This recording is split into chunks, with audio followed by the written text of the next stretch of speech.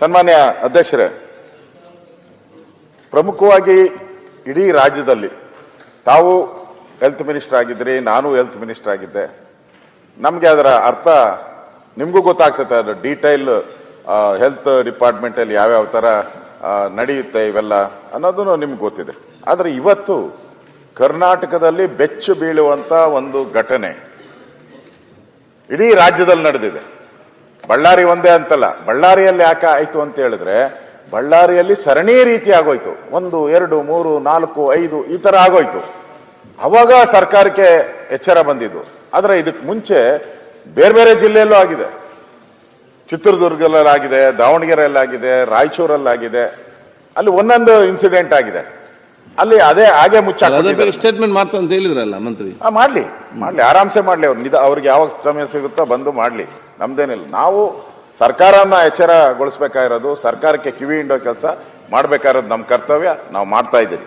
ಸನ್ಮಾನ್ಯ ಅಧ್ಯಕ್ಷರೇ, ಇವತ್ತು ಆರೋಗ್ಯ ಇಲಾಖೆ ಒಂದು ರೀತಿ ರೋಗ ಪೀಡಿತ ಇಲಾಖೆ ಆಗೋಗ್ಬಿಟ್ಟಿದೆ ಕರ್ನಾಟಕದಲ್ಲಿ. ಆರೋಗ್ಯ ಇಲಾಖೆ ಅದಕ್ಕೆ ರೋಗ ಬಂದ್ಬಿಟ್ಟಿದೆ. ಸಾಮಾನ್ಯವಾಗಿ ಈ ತರ ಘಟನೆ ಆದಾಗ ಫಸ್ಟ್ ಮಂತ್ರಿಗೆ ಕನ್ಸರ್ನ್ ಇರ್ಬೇಕು, ಅದ್ರ ಬಗ್ಗೆ ನಾವು ಹೋಗ್ಬೇಕು, ಇಮಿಡಿಯೇಟ್ ಆಗಿ ಮಂತ್ರಿಗೆ ಹೋಗ್ಬೇಕು. ಇಲ್ಲಿ ಮಂತ್ರಿ ಹೋಗ್ಲೇ ಇಲ್ಲ. ನಾನು ಮೊದಲು ಹೋದೆ. ಅದು ನಾನು ಹೋಗಿದ್ದು 3 ದಿನ ಆದ್ಮೇಲೆ, ಮಂತ್ರಿ ಹೋಗಿದ್ದು 6 ದಿನ ಆದ್ಮೇಲೆ. ಅಂದ್ರೆ ಸರ್ಕಾರಕ್ಕೆ ಇಂಟ್ರೆಸ್ಟ್ ಇದೆಯಾ? ಅದಕ್ಕೆ ಹೇಳಿದ್ದು ಅನಾರೋಗ್ಯದ ಇಲಾಖೆ ಔಟಿದೆ. ಒಂದು ರೀತಿ ಅಧಿಕಾರಿಗಳಂತೂ ಕೂಡ ಒಬ್ಬರ ಮೇಲೆ ಒಬ್ಬರು ಆಗ್ತಾ ಇದ್ದಾರೆ. ನಾನು ಅಲ್ಲಿ ಭೇಟಿ ಮಾಡಿದ್ದೆ, ಬಳ್ಳಾರಿಗೆ ಹೋಗಿ ಭೇಟಿ ಮಾಡಿದಾಗ ಅಲ್ಲಿ ಎಲ್ಲ ಡಾಕ್ಟರ್ಗಳನ್ನೂ ಕರೆದಿದ್ದೆ. ಆಸ್ ಎ ವಿರೋಧ ಪಕ್ಷ ನಾಯಕ ನಾನು ಹೋದಾಗ ಎಲ್ಲ ಬಂದಿದ್ರು. ಎಲ್ಲರೂ ಕೂತ್ಕೊಂಡು ಅವ್ರನ್ನೆಲ್ಲ ಕೂತರಿಸಿ ನಾನು ಮಾತಾಡಿದೆ.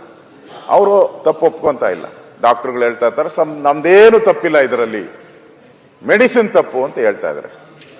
ಇಲ್ಲಿ ಸರ್ಕಾರಿ ಅಧಿಕಾರಿಗಳನ್ನ ಕೇಳಿದ್ರೆ, ಡ್ರಗ್ ಲಾಜಿಸ್ಟಿಕ್ ಅವ್ರು ಕೇಳಿದ್ರೆ, ಸರ್ ನಾನು ಬಂದೆ 2 ತಿಂಗಳಾಗೈತೆ, ನನ್ನೇ ಸಸ್ಪೆಂಡ್ ಮಾಡವ್ರೆ, ನಾನು ದಲಿತರೋನು ಅಂತ ಹೇಳ್ತಾರೆ. ನಾನು ಬಂದು 2 ತಿಂಗಳಾಗೈತೆ, 6 ತಿಂಗಳಿಂದ ಈ ಮೆಡಿಸಿನ್ ಸರಿ ಇಲ್ಲ ಅಂತ ರಿಪೋರ್ಟ್ ಕೊಟ್ಟಿದ್ದಾರೆ. ಕೊಟ್ಟ ಮೇಲೂ ಕೂಡ ನನ್ನ ಸಸ್ಪೆಂಡ್, ನಾನೇನು ಇದ್ರ ಪಾತ್ರದಾರನೇ ಅಲ್ಲ ನಾನು ಅಂತ. ಏನು ಸರ್ಕಾರಕ್ಕೇನು ಯಾರೋ ಒಬ್ಬ ಬಲಿ ಪಶು ಬೇಕಾಗಿತ್ತು, ಒಂದು ಬಲಿ ಪಶು ಬೇಕಾಗಿತ್ತು, ಆ ಬಲಿ ಪಶುನ ಕೊಡ್ಬೇಕಷ್ಟೇ. ಅದು ಸರ್ಕಾರಕ್ಕೆ ಇಂಟ್ರೆಸ್ಟ್ ಇದ್ದಿದ್ರೆ ಇದ್ರ ಬಗ್ಗೆ ಒಂದು ನ್ಯಾಯಾಂಗ ತನಿಖೆಯನ್ನ ಮಾಡಬೇಕಾಯ್ತು. ಒಂದಲ್ಲ ಎರಡಲ್ಲ, 16 ಔಟಿದೆ ಘಟನೆ. ಅದರಿಂದ ಇವತ್ತು ಒಂಥರ ಜನರ ಬದುಕಿಗೆ ಗ್ಯಾರಂಟಿ ಇಲ್ದಂಗೆ ಆಗೋಗಿದೆ. ಜನರ ಬದುಕಿಗೆ ಗ್ಯಾರಂಟಿ ಇಲ್ಲ.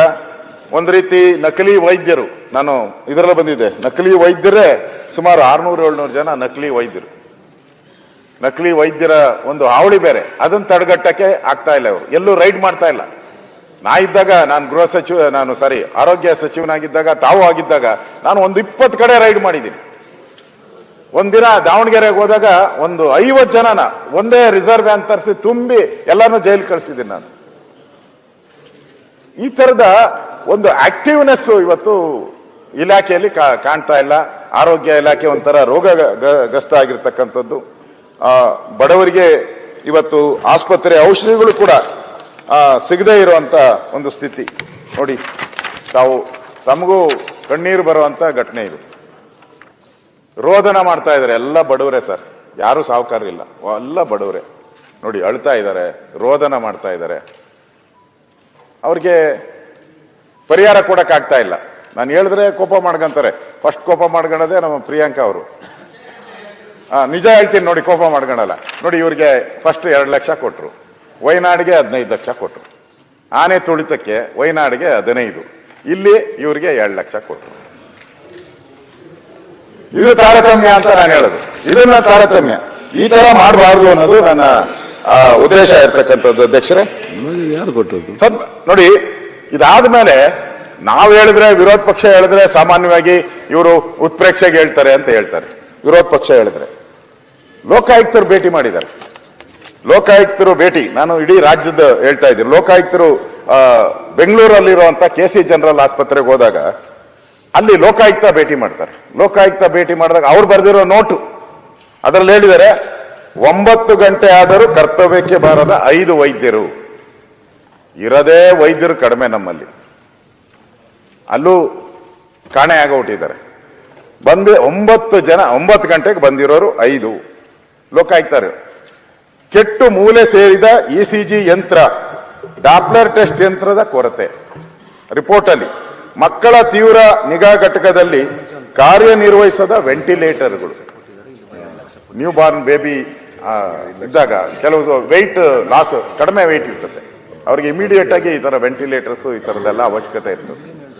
ವೆಂಟಿಲೇಟರೇ ಕೆಟ್ಟೋಗಿದೆ. ರಿಪೋರ್ಟ್ ಅಲ್ಲಿ, ಲೋಕಾಯುಕ್ತ ರಿಪೋರ್ಟ್ ಅಲ್ಲಿ ಹೇಳ್ತಾ ಇರೋದು. ಬಾಣಂತಿಯರಿಗೆ ಬಿಸಿನೀರಿಲ್ಲ. ನಮ್ಮ ತಲೆ ಮೇಲೆಲ್ಲ ಬಿಸಿನೀರು ಸುರಿತಾ ಇದ್ದಾರೆ, ಅಲ್ಲಿ ಬಾಣಂತಿಯರ ತಲೆಗೆ ಬಿಸಿನೀರಿನ ವ್ಯವಸ್ಥೆ ಇಲ್ಲ. ಅಲ್ಲಿ ಬೆಂಗಳೂರಲ್ಲಿರೋ ಆಸ್ಪತ್ರೆಗೆ ನಾನು ಹೇಳ್ತಾ ಇರೋದು, ದೂರ ಎಲ್ಲೋ ಅಲ್ಲ, ಬೆಂಗಳೂರಲ್ಲಿರೋ ಆಸ್ಪತ್ರೆಗೆ ಈ ಬಾಳನ್ನ ನಾವು ನೋಡ್ತಾ ಇದ್ದೀವಿ. ಕಳಪೆ ಗುಣಮಟ್ಟದ ಔಷಧಿ ಅಲ್ಲಿ ನೋಟ್ ಮಾಡಿದ್ದಾರೆ. ಶೌಚಾಲಯ 1,000 ಜನಕ್ಕೆ ಒಂದು ಶೌಚಾಲಯನೂ ಇದೆ ಅಂತ ಹೇಳ್ತಾರೆ. ಒಂದು ಶೌಚಾಲಯದ ವಾರ್ಡ್ ಇದೆ ಅಂತ ಹೇಳ್ತಾರೆ 1000 ಜನಕ್ಕೆ. ಅವ್ರು ಬರ್ದಿರೋದು ಎಕ್ಸ್ಪೈರಿ ಆದ ಔಷಧಿಗಳ ವಿಲೇವಾರಿ ಆಗಿಲ್ಲ. ಎಕ್ಸ್ಪೈರಿ ಆದಂತ ಔಷಧಿಗಳು ಕೂಡ ಅಲ್ಲೇ ಇದೆ, ಅದನ್ನ ವಿಲೇವಾರಿ ಮಾಡಬೇಕು. ತಮಗೂ ಗೊತ್ತಿದೆ, ಅದು ಅಲ್ಲೇ ಇಟ್ರೆ ಸಡನ್ ಆಗಿ ಯಾವನ ಎತ್ಕೊಂಡೋಗಿ ಯಾರಿಗೋ ಔಷಧಿಗಳನ್ನ, ರೋಗಿಗಳನ್ನ ಕೊಟ್ಟಿದ್ದಾರೆ. ಅದೇ ಅನಾಹುತ ಆಗ್ತಾ ಇರೋದು. ಮತ್ತೆ ರಾಜ್ಯದ ಸರ್ಕಾರಿ ಆಸ್ಪತ್ರೆಗಳಲ್ಲಿ 250 ರೀತಿ ಔಷಧಿಗಳು ನೋ ಸ್ಟಾಕ್.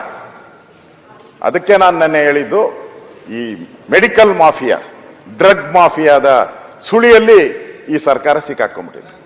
ಆಚೆ ಬರಕ್ಕೆ ಸಾಧ್ಯ ಇಲ್ಲದೆ ಇರತಕ್ಕಂತ ಒಂದು ಪರಿಸ್ಥಿತಿ ಇವತ್ತು ರಾಜ್ಯದಲ್ಲಿ ನಡೀತಾ ಇರೋದನ್ನ ನಾವು ನೋಡ್ತಾ ಇದ್ದೀವಿ. ಇದ್ರ ಮೇಲೆ ಅದೇನೋ ಹೇಳ್ತಾರಲ್ಲ, ಬರೆ ಎಳ್ದಂಗೆ ಅಂತ. ಸರಿ, ಗಾಯದ ಮೇಲೆ ಬರೆ ಎಳ್ದಂಗೆ. ಈ ವ್ಯವಸ್ಥೆನ ಸರಿ ಮಾಡಕ್ಕಾಗ್ತಾ ಇಲ್ಲ, ಅವ್ಯವಹಾರಗಳನ್ನ ಸರಿ ಮಾಡ್ತಾ ಇಲ್ಲ. ಅದರಲ್ಲಿ ಈಗ ಈ ಏರಿಕೆ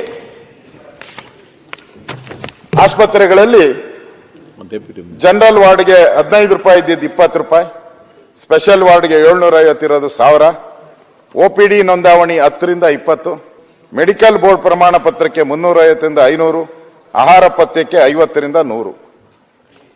ಒಂದು ರೀತಿ ಇಲ್ಲಿ ಬರೋರೆಲ್ಲರೂ ಕೂಡ ಬಡವರೇ. ಸರ್ಕಾರಿ ಆಸ್ಪತ್ರೆ ತೆಗೆಯುವಂಥದ್ದು ಫ್ರೀ ಅನ್ನೋ ರೀತಿ ಕಾನ್ಸೆಪ್ಟ್ ಇರೋದು. ನಮ್ದು ಸರ್ಕಾರಿ ಶಾಲೆಗಳಿಗೆ ನಾವು ವಿದ್ಯಾಭ್ಯಾಸಕ್ಕೆ ಫ್ರೀ ಕೊಡ್ತೀವಿ, ಆಸ್ಪತ್ರೆಗಳನ್ನು ಅದೇ ರೀತಿ ನಾವು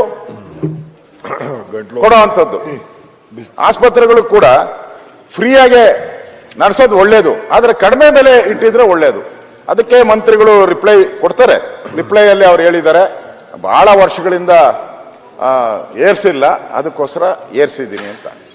ನಾವು ಸರ್ಕಾರದಲ್ಲಿ ನಾವು ಯಾಕೆ ಏರ್ಸಿಲ್ಲ ಅಂತ ಹೇಳಿದ್ರೆ, ಬರೀ ಮೆಡಿಕಲ್ ಇದು ಆಸ್ಪತ್ರೆ ಇದರಿಂದ ನಮ್ಮ ಆಸ್ಪತ್ರೆ ಅಲ್ಲ, ಮೆಡಿಕಲ್ ಎಜುಕೇಶನ್ ಮಾತ್ರ. ನಮ್ಮ ಜಿಲ್ಲಾ ಆಸ್ಪತ್ರೆಗಳಲ್ಲಿ ಎಲ್ಲೂ ಕೂಡ ತಾಲೂಕು ಆಸ್ಪತ್ರೆ ಏರ್ಸಿ. ಇವ್ರ ಆಸ್ಪತ್ರೆ ಅಲ್ಲ, ನಿಮ್ಮ ಆಸ್ಪತ್ರೆ ಅಂತ ಹೇಳಿಲ್ಲ ನಾನು, ನಿಮ್ಮ ಆಸ್ಪತ್ರೆ ಅಂತ ಹೇಳಿಲ್ಲ. ಸರ್ಕಾರದ ಇನ್ನೊಂದು ಮೆಡಿಕಲ್ ಎಜುಕೇಶನ್ ಅದು ಬೇರೆ ಬೇರೆ ರಾಜ್ಯದ. ನಾನು ಹೇಳ್ತೀನಿ, ಆಯ್ತು ಓಕೆ. ನಾನೇನು ಮೆಡಿಕಲ್ ಎಜುಕೇಶನ್ ನೆಕ್ಸ್ಟ್ PHCಗಳಿಗೂ ಏರ್ಸಕ್ಕೆ ತಯಾರು ಮಾಡ್ಕೊಂಡಿದ್ದಾರೆ ಆಗ್ಲೇ 15ರಿಂದ 20%. ಅದನ್ನ ಮಂತ್ರಿಗಳು ಉತ್ತರ ಕೊಡೋ ಹೇಳಿ, ಏರ್ಸಲ್ಲ ಏರ್ಸ್ತೀನಿ ಅಂತ. ನಮ್ಮ ಏರ್ಸ್ತೀನಿ ಅನ್ನೋ ಒಂದು ಮಾತು ಈಗಾಗಲೇ ಕೇಳ್ತಾ ಇದ್ದೆ. ನಾನೇ ಸ್ವತಃ ಭೇಟಿ ಮಾಡಿದ್ದೆ ಜಯನಗರ ಆಸ್ಪತ್ರೆಗೆ. ನಾನು ಭೇಟಿ ಮಾಡಿದ್ದೆ, ಜಯನಗರ ಆಸ್ಪತ್ರೆಯಲ್ಲಿ ಏರಿಕೆ ಮಾಡಿದ್ದೆ. ಅದು ನಿಮ್ಗೆ ಬರ್ತೈತೆ ಅನ್ಸುತ್ತೆ. ಜಯನಗರ ಆಸ್ಪತ್ರೆಯಲ್ಲಿ ನಾನೇ ಹೋಗಿದ್ದೆ, ಏರಿಕೆ ಮಾಡಿದ್ದೆ, ಏರಿಕೆ ಆಗಿದೆ. ಮೆಡಿಕಲ್ ಎಜುಕೇಶನ್ ಅಲ್ಲಿ ಮಾಡಿದ್ದಾರೆ. ನಾನು ಜಯನಗರ ಆಸ್ಪತ್ರೆಗೆ ಹೋದಾಗೂ ಏರಿಕೆನ ಮಾಡಿರೋದು ನಾನು ನೋಡಿದ್ದೀನಿ. ಅಂದ್ರೆ ಡೌಟೇ ಇಲ್ಲ ಅದಕ್ಕೆ. ನಾನೇ ಹೋಗಿದ್ದೀನಿ, ನಾನೇ ಹೋಗಿ ಅಲ್ಲಿ ಇನ್ಸ್ಪೆಕ್ಷನ್ಗೆಲ್ಲ ನಾವು ನೋಡಿದ್ದೀನಿ ನಾನು.